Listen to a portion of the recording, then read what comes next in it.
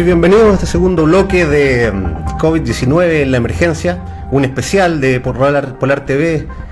Saludamos a Franco en los controles. Vamos a seguir dándole una vuelta un poco. Ya en el primer bloque conversamos sobre el futuro de la democracia, algunos temas también que tienen que ver con cuáles van a ser los impactos en el mundo, algunas claves también de lo que nos espera después del coronavirus. Ahora queremos hacer la bajada a Chile y tenemos a nuestros dos invitados que tuvimos en el primer bloque. Seguimos con este panel: Claudio Lara Sepúlveda, cientista político, y Rigoberto Figueroa, sociólogo y también magíster en gobierno y políticas públicas. Chicos, consultarles, ¿cómo ven ustedes el futuro de Chile post pandemia? ¿Cómo vamos a salir de esto? ¿Cómo ven que se viene, por ejemplo, el tema de una nueva constitución en este contexto mundial que hoy día habla de un tema solidario, de cómo tenemos que tratar el tema, por ejemplo, de la salud a nivel global? Rigo, ¿cuál es tu apreciación al respecto? Mira, Juan Pablo, yo tengo una apreciación un poquito más allá de la sola constitución, que es, a pesar, bueno, de lo que habíamos hablado de los gobiernos internacionales, de que si se alinean o no con la Organización Mundial de la Salud, y si tienen gobiernos autoritarios o no que les puedan dar efecto, como por ejemplo en Singapur o países como Alemania. Mi pregunta es, con un gobierno que tiene una baja aprobación, uno esperaría la desobediencia civil, por ejemplo, para el caso de una cuarentena. Sin embargo, acá será el caso contrario, que es que el gobierno tardíamente empezó a acercar y a hacer cuarentena en ciudades, haciendo especificidades, digamos, en regiones, para luego desembocar en una cuarentena en las 7 comunas de Santiago que se nombraron, que son las de alto ingreso, y el clamor popular iba contrario a lo del gobierno exigiendo esta cuarentena. Entonces, para mí eso es como lo más notable de lo que pasó en el caso de Chile. Claudio, una consulta. Tú como cientista político, hay varias voces que hoy día uno puede verlas a través de redes sociales que critican un poco este tema de que se haya confinado la cuarentena absoluta y el cierre de algunas comunas, por ejemplo, principalmente en Santiago. El tema de Puerto William o de Isla Pascua se comprende un poco más, pero en Santiago se dice que estas comunas del barrio alto son las que se cierran y el resto se mantiene abierto a pesar de los desplazamientos y otros temas que hay también. ¿Cómo ves tú esto, atendiendo que lo que el gobierno dice es de que las comunas de más altos ingresos fueron donde la gente tuvo la posibilidad de salir afuera, contraer el virus y venir y poder empezar a contagiar, y por eso es que están contenidos? ¿Cuál es tu percepción al respecto, Claudio? Sí, yo ahí considero que hay un factor que se entiende muy poco sobre las decisiones que está tomando el gobierno, y específicamente los ministros que están a cargo de llevar a cabo esta crisis sanitaria, como lo son el ministro del Interior, el ministro de Salud y, por qué no decir, el ministro de Educación, que cumple un rol súper importante respecto a lo que fue la cancelación de las clases con los alumnos. Pero remitiéndome un poco a tu segunda pregunta respecto a las medidas que se tomaron específicamente en las 7 comunas del sector oriente, que hoy en día están en cuarentena obligatoria desde ayer a las 22 horas, la verdad creo que se actuó de manera tardía. Considero que esa cuarentena debió haber sido hace una semana atrás por lo menos, y desconozco el motivo por los cuales la cuarentena no fue para toda la región metropolitana, entendiendo que la región en su totalidad es la región que más casos de contagios canaliza. Entiendo que se disparan sobre los 600 casos, sobre los 900 casos. Y ahí hay un juego de poderes que se ve en los roles de las autoridades hoy en día. Y eso se marcó desde el minuto 1, cuando vimos a los alcaldes y a las alcaldesas que marcaron un poco la pauta respecto al liderazgo que hay que tomar ante situaciones como estas, como lo son la crisis sanitaria. Por ejemplo, los alcaldes fueron quienes empezaron de manera autónoma a suspender las clases en su comuna. La alcaldesa de Liz Matei tomó la medida de cerrar los malls y los restaurantes para evitar las aglomeraciones de gente, y los ministros sectoriales como Salud, Interior y Educación tuvieron que actuar en base a la pauta que les marcaron los alcaldes. Yo siento que ahí el Estado mostró un rol súper pasivo y se vio disminuido frente a la presencia de los gobiernos locales y demostraron la cercanía que los gobiernos locales tienen con la ciudadanía. Ahora, un poco remitiéndome a la primera pregunta que tú hacías sobre el debate constitucional que se viene respecto a cómo se ve el rol del Estado, la nueva constitución posterior a esta crisis. Yo creo que esta crisis nos mostró la fragilidad que tiene nuestro sistema de salud. Hoy en día, yo te quiero dar un dato no menor, el presupuesto de salud del año 2020 fluctúa entre los 910 millones de dólares, que es el presupuesto del MinSal para el año 2020, versus un presupuesto en Fuerzas Armadas que es de 3.000 millones de dólares.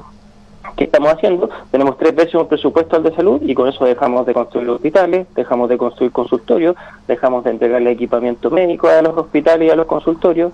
No podemos acceder a estas camas críticas que ahora tanto falta nos hacen, no podemos acceder a estos ventiladores.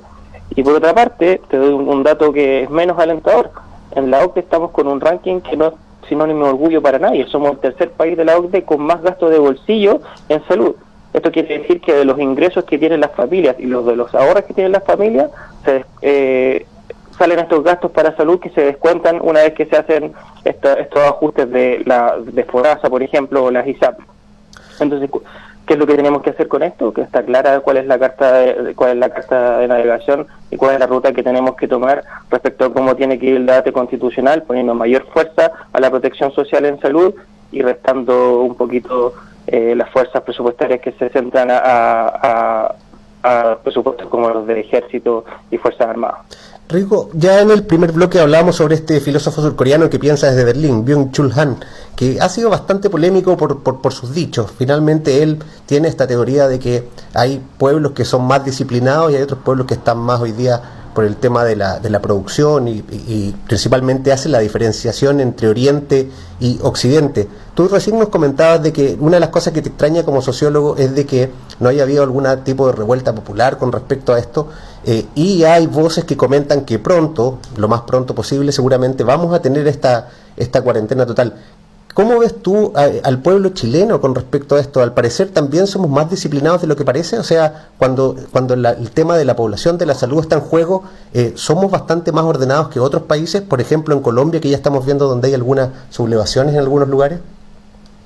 Yo no pondría la mano al fuego, si finalmente nosotros ya nos conocemos que si nos hacen una cuarentena total vamos a saber que algunos la van a romper y todo eso. Sin embargo, estoy gratamente sorprendido por algunas disciplinas de quedarse en casa.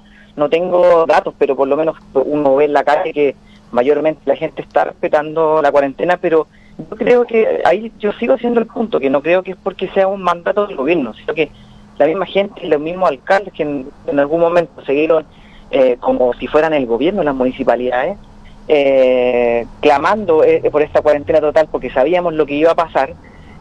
Sobre todo viendo lo que pasó en Europa, la gente como que se guardó y empezaron a tomar algunas de las medidas. Lo que pasa es que, mira, tu pregunta te la puedo responder de la siguiente manera.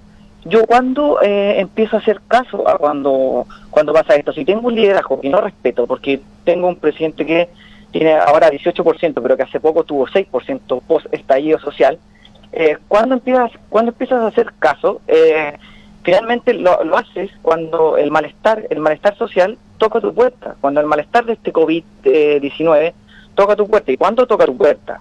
Cuando te metes a la AFP y ves que ya no tienes los fondos que tenía antes, cuando cuando el gobierno empieza a dar los comunicados que hay muertos, cuando ves los muertos que están en Italia, en España, que te cuentan que, no sé, porque como ya revisamos, que una enfermera se suicidó, que por la pandemia, que hay pueblos enteros que han cerrado, entonces que ya no puedes ir a trabajar, que tienes problemas con la coordinación de las autoridades, cuando empieza a tocar tu puerta y ahí empieza a decir, oh, esto va en serio. Y sobre todo también si ves descoordinaciones del gobierno, que por ejemplo hoy Catherine Martorell, la subsecretaria provincial del delito, salió a decir que que se denunciaran a los empleadores que no respetaran la cuarentena cuando la gente no fue al trabajo, pero sin embargo hace poco, creo que ayer, salió un comunicado de la Dirección del Trabajo diciendo que los días que se faltaban no iban a ser remunerados. Entonces, ese tipo de descoordinación, como más encima del otro día que vimos, el toque de queda, cuando la gente tuvo que andar en metro y no podían llegar a sus trabajos porque todo se atochó, ves esa descoordinación y empiezas tú mismo a generarte un orden, desobedeciendo al gobierno, claro, porque ves el malestar que tocó tu puerta. Ese es el punto que quería cerrar. Y claro, pues, eso tiene también una diferencia con las otras sociedades que son más jerarquizadas. Entonces, como hay un aglutinador mayor en las otras sociedades que son mucho más jerárquicas y tú ya haces caso, por ejemplo, en Japón, si ves Japón, ellos saludan agachando la cabeza, toman su distancia. Ellos cuando, no sé, pues, cuando ves turistas japoneses en Machu Picchu, ellos ya hace muchos años ya tenían el barbijo, como le dicen los argentinos, la mascarilla puesta, y no porque temieran contaminarse de la enfermedad de nosotros, sino por respeto, una cultura muy respetuosa, para no invadir con nuevos virus que ellos podían traer. Entonces, creo que ahí más o menos respondo a tu pregunta. Perfecto, Rigo. Claudio, como cientista político también hay otro de las claves del mundo que supuestamente nos esperará post pandemia, que apareció en el diario El País, en España, y uno de los puntos claves que decía es de que las emociones comenzarán a dominar el discurso político y que esto puede generar más demagogia, más manipulación y finalmente gobiernos autoritarios o más nacionalistas, como ya estamos viendo en algunos países de Europa, y también, bueno, Estados Unidos, y que estará dominado por tecnócratas. ¿Tú crees que esa tendencia se va a dar también en Chile? ¿Ves algún posible candidato que después del gobierno del presidente Piñera pueda aparecer con un discurso rupturista de este tipo? Yo la verdad no me atrevería a presagiar qué es lo que puede pasar en términos electorales en una elección presidencial, por ejemplo. Siento que las elecciones que se vienen de aquí en el futuro, partiendo desde el plebiscito hasta la nueva elección presidencial, van a ser elecciones muy distintas a las que hemos tenido anteriormente. Distintas porque hay una sensación y un espíritu de participación ciudadana que al menos se respira que va a ser mucho mayor que en otras ocasiones. Se ve a la gente, desde el estallido social en adelante, que está mostrando mucho mayor interés por participar en temas que son que involucran la vida pública de las personas, y muchos también se están interesando en participar en la vida más política. Siento que hay un rol de una ciudadanía que está cada día más activa, y ese rol activo nace de un malestar que bien describía Rigoberto en sus comentarios anteriores. Este malestar no es gratuito, hay una clara falta de satisfacción con la democracia en este país, y hoy en día parece que la satisfacción de la democracia, y eso está más que teorizado, siempre va de la mano con una baja confianza institucional. En este caso, hoy en día en este país no hay ninguna institución que se salve de tener niveles muy bajos. Y por cierto, lo que hablaba Rigoberto sobre la aprobación presidencial, que si bien hoy en día está en un 18%, hace 2 o 3 meses la teníamos en el suelo con un 6%. Ese panorama te marca un nuevo orden de lo que van a ser las elecciones en este país, pero así como te puedo asegurar que siento que hay una ciudadanía mucho más activa. Al día de las elecciones me puedo equivocar y en realidad vamos a tener la misma participación de siempre, donde el voto de la persona adulta sobre los 45 años va a primar y el voto joven se va a quedar en la casa porque sintió que quienes estaban en la papeleta no lo representaban y perdió la opción de hacer ejercicio de su derecho cívico como lo es el voto. Perfecto, muy claro, Claudio. Y pasando a Rigo, conversábamos fuera de micrófono que fuiste tú también una de las víctimas de esta pandemia, andabas de viaje por Europa y hoy día estás en cuarentena, tengo entendido, en tu casa en Viña. Si nos puedes contar cortamente un poco qué es lo que sucedió, cómo viviste esta situación. Sí, mira, yo ahora estoy en cuarentena porque venía de uno de los países de riesgo, que es España. Y voy a contar, tratando de resumir más o menos mi experiencia. Cuando estuve en Europa, claro, pues, había un caso en Barcelona y un caso en Madrid. Entonces yo estuve en España, todo bien. Luego me fui a Turquía, donde tuve que rellenar como un formulario como los que uno rellena en el SAC ahora cuando llega, pero para el coronavirus, que era prácticamente ilegible, era muy difícil de llenar. También los casos no estaban, y allá yo me acuerdo que los turcos tenían la amenaza de que Irán estaba con una pandemia desatada y descontrolada, y todavía la tienen, y ya se pasó al territorio turco. Luego yo volví a España por un día y luego me fui a Portugal. Y tenía que irme desde a Barcelona y volver a Chile, y estaba, digamos, en Lisboa, y no pude devolverme a Barcelona porque iba a quedar atrapado para siempre, porque estaban acá en Chile, el gobierno de Chile había cancelado los vuelos a Iberia.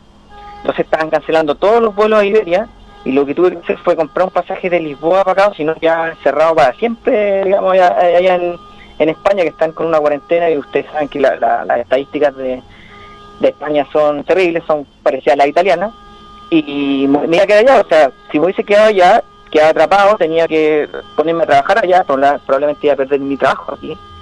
Y eso, y cuando llegué al aeropuerto de Chile, donde puedo escapar, digamos, de Europa, llegué al aeropuerto y me hicieron un examen. Me hicieron un examen, temperatura.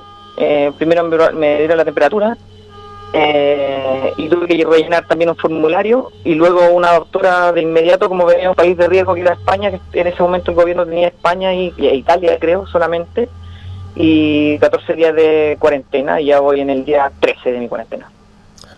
Bueno, ahí hay un relato vivo en carne propia que viviste de cómo fue este proceso. Efectivamente había un caso, como dices tú, en Barcelona, un caso en Madrid, y finalmente mientras vas y vuelves esto explota, y como todos han dicho es exponencial el tema de la curva. Y eso quería explicar, consultarte para ir cerrando este primer bloque, Claudio. ¿Cómo ves tú todos están diciendo que hay que aplanar la curva porque efectivamente si no vamos a tener un problema con las camas? Recién estábamos escuchando fuera en la calle acá en Punta Arenas una caravana de autos que tengo entendido que hace un rato por redes sociales se estaba llamando para presionar un poco a las autoridades regionales para decretar la cuarentena completa ya de la región, por este tema de que Punta Arenas tiene esta característica de isla y la región, y por tanto vemos que siguen llegando turistas, vemos que siguen llegando gente, y nuestra cantidad de contagiados está en incremento. ¿Cómo ves tú esta posibilidad de aplanar la curva, y cómo crees que se podría lograr? ¿Crees que estamos preparados para poder hacer eso, que tenemos esa solidaridad de quedarnos en la casa, el aislamiento social, y pensar en que incluso aunque seamos asintomáticos, el hecho de andar afuera y contagiarnos, podemos hacerle mal a otras personas? Pienso que en base a lo que he escuchado de expertos en salud pública y en epidemias, lo importante es que los mecanismos de cuarentena, de aislamiento social, sean homogéneos para toda la población, independiente de que tengamos identificado un sector territorial de la población en donde se concentren la mayor cantidad de casos, como por ejemplo, me remito nuevamente a lo que está ocurriendo en las comunas del sector oriente de Santiago. Considero que una cuarentena focalizada en esas comunas en realidad no necesariamente nos va a ayudar a aplanar la curva. Estamos dejando de hacer cosas importantes en el resto de la región metropolitana, por ejemplo, y por cierto en el resto de las regiones del país. Ahora tú comentabas el caso de Magallanes, y para mí me sorprende, pero muy negativamente, el hecho de que siguen llegando turistas a la región y que no se estén tomando los resguardos necesarios por parte de las autoridades. Ahí nuevamente vemos que el rol del gobierno en este caso está siendo bastante pasivo y está esperando que pasen cosas, o está jugando a que la curva se aplane en base a medidas que son bastante escuálidas hasta el momento. O sea, recién llevamos, desde el 3 de marzo que tuvimos el primer caso en Talca y empezamos la cuarentena recién ayer, 26 de marzo, dejamos pasar 23 días para tomar una medida, y que aún así es súper insignificante, ya que concentra a no más de 1.200.000 de personas, y tú sabes que la población chilena, de acuerdo al último censo, bordea los 17 millones. Entonces, medidas como esta a mí me dejan la sensación de que la curva va a ser muy difícil de que se aplane, y de hecho hoy en día tuvimos cerca de 250 casos nuevos. Entonces ahí más dudas me quedan sobre qué tan efectivas pueden ser estas medidas respecto al objetivo que tenemos como país de reducir la cantidad de contagios diarios. Ojalá que mañana, después de un segundo día de cuarentena, podamos decir que el número de casos va en aumento, y eso se vaya reflejando conforme avancen los días de cuarentena. Pero pienso en todas las personas que tienen que seguir aún trabajando, que tienen que hacer traslados obligados, que tienen que aglomerarse con otras personas en distintos buses, en el sistema de transporte público, en el metro, etcétera. Y cuando eso siga pasando, y sigue pasando hasta el día de hoy, es muy difícil que podamos lograr eso. Más aún difícil cuando desde el gremio de los empresarios hoy en día tenemos declaraciones en que si paralizamos el país por 15 días vamos a ser el país más pobre de la región. Esas son declaraciones que no tienen ningún fundamento técnico, no tienen ningún fundamento político, no tienen, por cierto, ningún fundamento económico, pero aún así vienen de un actor que tiene un peso importante en la toma de decisiones y en las políticas públicas del país, porque mueve a un gremio que es un grupo de influencia, un grupo de presión bastante fuerte respecto a lo que se hace o no se hace en temas laborales, por ejemplo. Rigo, solamente para ir cerrando muy corto, sobre este mismo tema del aplanamiento de la curva. Tengo entendido que tú también trabajas en temas estadísticos y modelamiento. Si nos puedes contar un poco cómo crees tú que se ha trabajado en esto, ¿está bien? Porque hay voces también que dicen de que vamos atrasados con los exámenes, que no hemos examinado la cantidad real para poder realmente que esta curva sea estadísticamente real o creíble. ¿Cómo lo ves tú desde este punto de vista? Sí, mira, tal como pasa en los países europeos, uno no tiene el control de cómo se está midiendo. Entonces hay problemas en la medición y por lo tanto en la comparabilidad internacional que nosotros estamos haciendo. El gobierno, tú sabes que en los comunicados se ha comparado más con Italia y Francia, más que no sé, compararse con Argentina y Perú. Y a mí me parece, y dicen que son países más cercanos, entonces a mí me parece, me llama la atención por lo menos. Ahora, en esos casos que hay un desfase en los casos positivos que podrían hacer. Tú sabes que hasta la fecha tenemos 1.610 casos con 5 fallecidos. Y hoy el gobierno por fin transparentó que se hacían 7.000 exámenes diarios y los cuales el 4% daba positivo. Pero hoy por fin sabemos que el gobierno está haciendo 7.000 exámenes. No lo teníamos antes de eso, y yo lo anoté porque me gustan las cifras, y también transparentó el gobierno que ha hecho 23.000 exámenes. Entonces, la pregunta es, ¿habrían 15.000 exámenes que están pendientes? Eso todavía no se transparenta.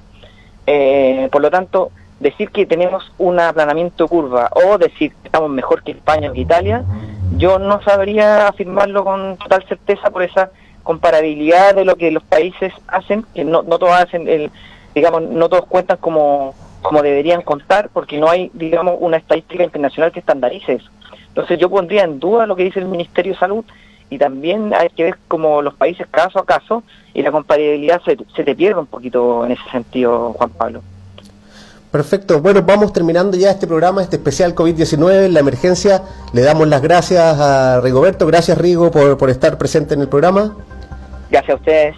Y gracias Claudio también por estar presente en este programa. Vamos a ver si es que los invitamos en una próxima ocasión cuando esto vaya evolucionando. Gracias Claudio. Gracias a ti, Juan Pablo, un abrazo a Rigoberto. Así que cerramos este programa. Lo que sí les pasamos una buena noticia es que la Seremi de Ciencia hoy en una conferencia comentó que había un grupo ya que se había reunido con la Universidad de Magallanes, con algunos especialistas del Hospital Clínico también, para comenzar a tomar exámenes acá localmente. Así que también es una buena noticia dentro de todo que podamos tener esas capacidades instaladas en la región. Les damos las buenas noches, saludamos a Franco, le damos las gracias por estar en los controles como siempre y los dejamos invitados a un nuevo programa mañana, pasado. Vamos a ir siguiendo esto con distintas perspectivas de distintos profesionales. Muy buenas noches.